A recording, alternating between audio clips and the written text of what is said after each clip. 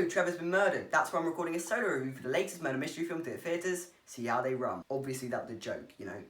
Trevor hasn't actually been murdered. If he was to be murdered, I'm sure I'd be a lot sadder, probably. Maybe. I probably wouldn't be recording this review. Well, I might be anyway, for the views. You know, we're a very hollow channel here. I can't say that. Anyway, this is a weird start to the video. If you haven't clicked off already, I will preface by saying I'm a massive fan of murder mystery films, and the murder mystery genre in general is one of my favourites. Therefore, this is a film that was always going to kind of appeal to me. It's very reminiscent of a film like Knives Out, and if you dug Knives Out of the film, I'm sure you'll dig this one as well. It sort of carries over that vibe. It even leans slightly more into the comedic side of things in a film like Knives Out, which was interesting. I would be lying if I said all of the comedy worked, because it didn't. But a lot of it did, and it was just a delightful ride. It was a very charming film.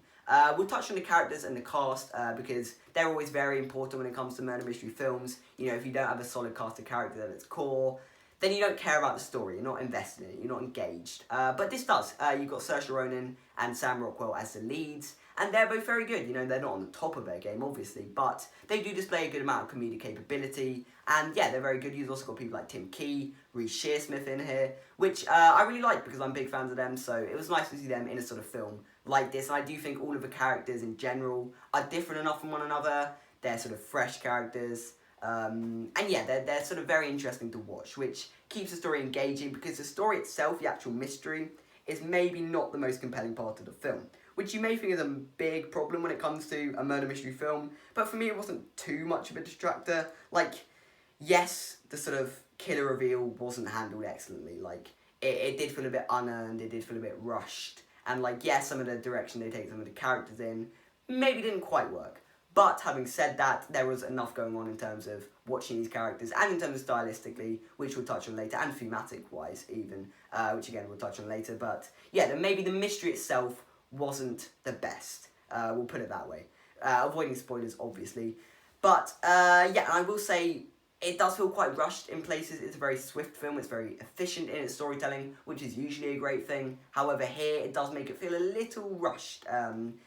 And which is a problem, which is a big problem, and I don't know how much of that is the actual pacing, how much of that is the screenplay.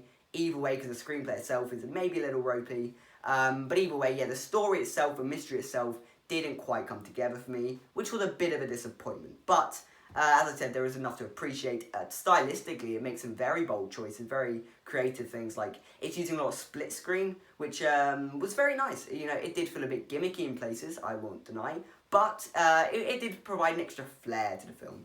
It provided something fresh. And again, it's just sort of a part of this sort of now genre sort of subverting murder mystery films, which I'm becoming a big fan of. You know, yeah, murder mystery starring Adam Sandler and Jennifer Aniston. I have a big soft spot for that. Knives Out, and yeah, I'd add this to that sort of pantheon of films. And in addition to that, not just the split screen, it's also doing a lot of interesting stuff in terms of production design-wise, costume design-wise. It looks far better than it has any right to look. Yeah, some of the production design stuff is really excellent, actually. The party scene at the beginning is very well done, very well shot, all of that kind of stuff. And yeah, like as I say, therefore, the story itself, whilst it is maybe a little weaker than it should be, you know, there is still other stuff going on to keep you engaged. And in addition to that, I will say it did have a lot more thematic depth than I was expecting, which is great. Like, if you don't know the concept, it's basically centered around sort of play The Mousetrap. It's a very famous play in the UK, very long running. I think it's maybe the longest running play or something like that. I don't know how famous it is in America, but the story centers around the investigation of a murder behind the scenes of that play, which is, first of all, it's a very interesting concept. And I really do like the setting of sort of behind the scenes of a theatre. I do think that's a very interesting setting that we don't usually see, which was interesting. And yeah, I think the overall concept of the film was very unique and very engaging. And yeah, like, as I said, thematic wise, it's doing some very interesting stuff with like exploring how like murder mystery type content is created, how we should view this kind of content, should we even view this kind of content. And yeah, it's just, that was really a nice surprise because I wasn't expecting it to lean so deep into these very intriguing, thought-provoking ideas. Do I think they're handled excellently? You know, I think they're handled well. I think they're handled well. It is very sort of anti-Agatha Christie towards the end, which is a little off-putting considering the film does parallel The Mousetrap quite a bit. I did really like the parallels. I'm a big fan of The Mousetrap play. But yeah, and I did appreciate all the parallels to it. But so then to sort of switch it and become quite a very anti-Agatha Christie thing was sort of slightly off-putting. Obviously, Agatha Christie, not the greatest person in the world. I'm a big fan of her work, though, so, you know, it is what it is. But it did provide a very fresh take on a play like The Mousetrap, and, yeah, it painted things in a more negative light, but I do think these things are important to talk about, and important to see. And, yeah, I appreciate what they were doing in terms of that and exploring those kind of themes. So, yeah, I mean, this is just a short review, sort of getting my thoughts out there. It's a little jumbled, I know, but the film itself is a little jumbled, ironically.